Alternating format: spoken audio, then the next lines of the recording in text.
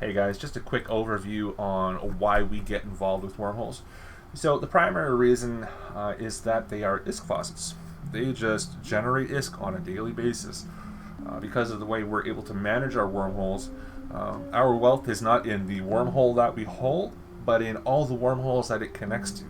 So it has a static wormhole that could be any class of wormhole, the lower class ones, which you can do solo, you can do all the slides solo, or a C4, which is more fleet content.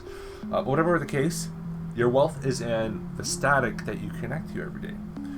So we go in, we farm those wormholes, we take all the ore, we do all the PvE sites, do all the relic and data, and then we collapse that wormhole and get a new random one, and we farm that one. So we just print ISK all day long whenever we want, on demand. So this is a wormhole that I scanned down from HiSec just to show you. This is a C2, this is the lower class of wormhole. It has all kinds of sites. This is all ISK here. All this in my probe scanner, this is all ISK. So this is valuable gas. These are PvE sites. These are worth 12.5, 15 million apiece. These are ore sites worth hundreds of millions each that provide us with all kinds of ore, which I'll get into. I will show you real quick some of the PvE sites. So this is the Relic Signatures that we have, Perimeter Gateway. You can see that each one is worth 19 million in blue loot. So when you kill the rats, that's the fixed value of the loot that you're going to get on top of the relic loot. Same with data, that kind of thing. These are the PvE sites, the combat anomalies. You don't have to scan them down, you just warp to them. You can see that this one's worth 12.5, this one's worth 15.6. So with a C2, if you choose a wormhole that has a C2 static, that means you always have a C2 at all times. You can go in, you can farm it, and then you do what's called rolling the hole, which means you collapse the wormhole and get a new random one that you've connected to. Then you farm that one. You keep doing that all day long, printing ISK. New exploration, new combat anomalies, new ore sites, new gas.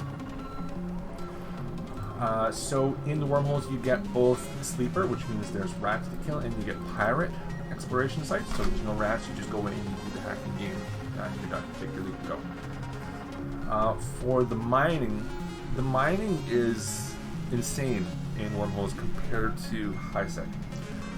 So first I'll show you the size of the fields. A wormhole ore field, this is one of the ones we have in here right now. There's two of these ones in here and two of another kind. So you can see that there's a single crocite rock, for example, 320,000 meters cubed. That's like 2 orcalos. Right now in HiSec, our belts in Foves, the whole belt might not even be that big. So a single rock on the ore fields in here, we have multiples in this wormhole. A single rock is bigger than a whole asteroid field in HQ. So that's great. The rats that come out and appear, they only appear once. And you can see it's just 5 little frigates. Easy to do. The values of the ores that we get, you can see we get gneiss, we get jaspit, lots of interesting ores. Right now, the values, you can see this is the max theoretical refined value. It's between 4 and 500,000. That's comparable to R16 ores that you would get on the rare moons in low sec and null sec. So it's pretty good. So if you're mining to make money, it's a great source of money. If you are manufacturing, the ore that we get in wormholes, we get Arcanor and Bistot, so that's a source of Megasite and Zygrene, which we no longer get in Empire space. We're starved for that. We're going to get gouged by the null blocks. So this makes up for that. We have our own source. We don't have to rely on them. And we get things like spodumene, which is the double whammy. It is a manufacturer's favorite ore because you get all kinds of shit and all kinds of pyrite in one rock. It basically cuts most of your mining in half because you only have to mine the one rock to get both of those major components. In wormholes, what you do is you mine a whole bunch, store it at your station, and then you can just compress it. So if you're living out of a citadel, you don't want to put up an Athor, you don't have to. You just install the module, the reprocessing module, turn it on periodically, compress your ores, and export it. Or If you do set up an Athanor inside, you actually get nullsec level bonuses for reprocessing. So you can reprocess in the wormhole and get the best reprocessing yields anywhere in the game. The same thing goes with your reactions and your manufacturing. If you do set up those kinds of facilities in a wormhole, if you think you can sustain them and defend them, you get nullsec level bonuses on those as well.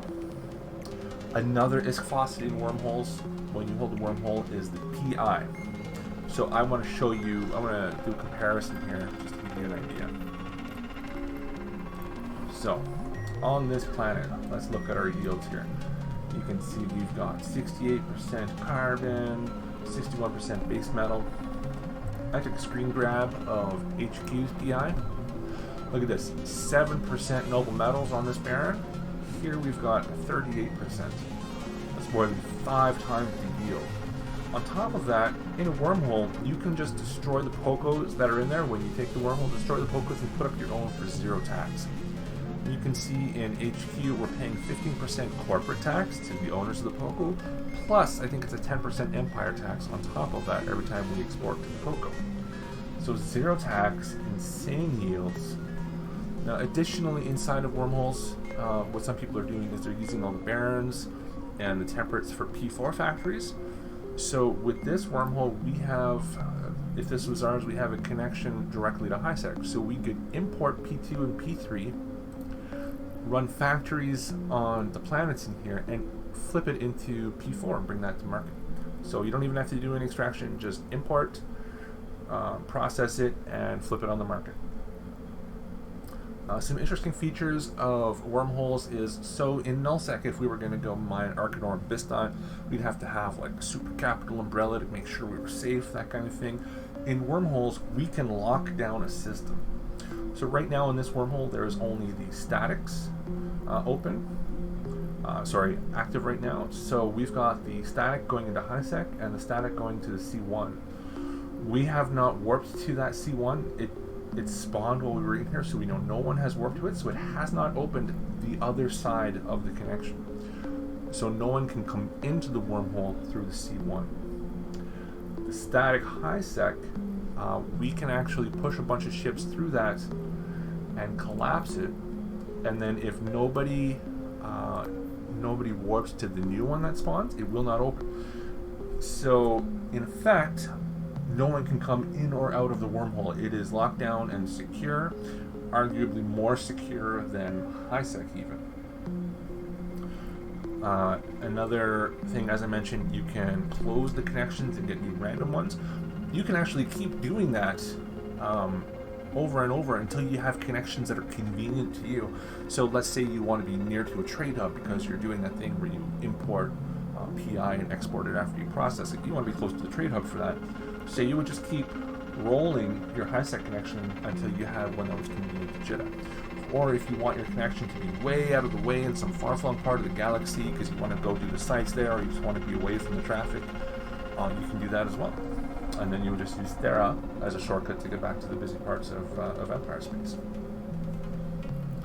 So some considerations. It takes about 3 billion ISK. I found 2.5 to 3 billion ISK to set up a skinny operation. So just your Citadel, your rollers, maybe some miners, a heavy interdiction cruiser to roll the critical holes. That's something you can learn. And some ships for defense. So about 3 billion ISK.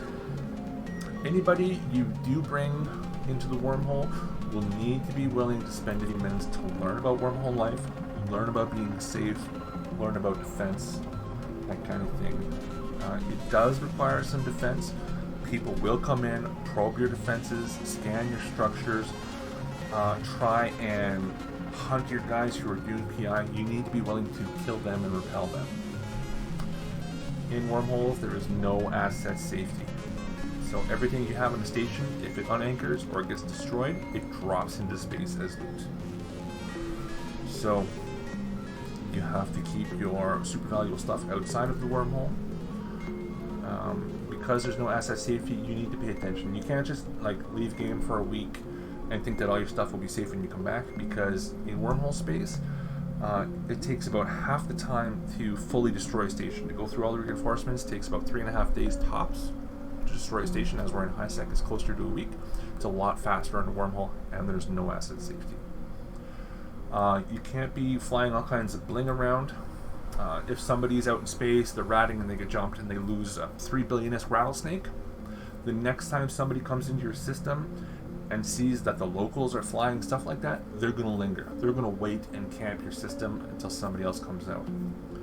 On top of that, since they know that your guys probably have those blingy ships in the stations, they're going to come around and use your stations as looping units. They're going to destroy them and hope that ships like that drop out.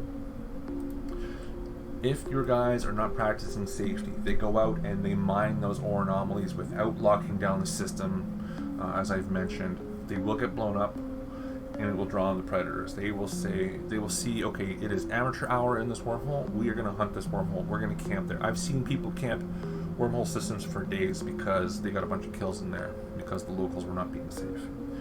So they need to be willing to take the steps to be safe and to function as a team. Otherwise they're going to get more and more predators. You can't be pussies. You have to come out and meet threats once in a while. Otherwise, wormholers will not abide people like that living in their space.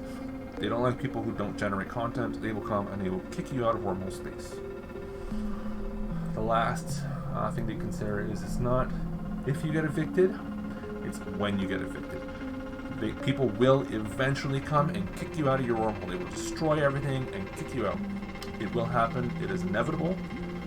It is a roll of the dice as to when it happens, so you just need to be as profitable as possible before that happens.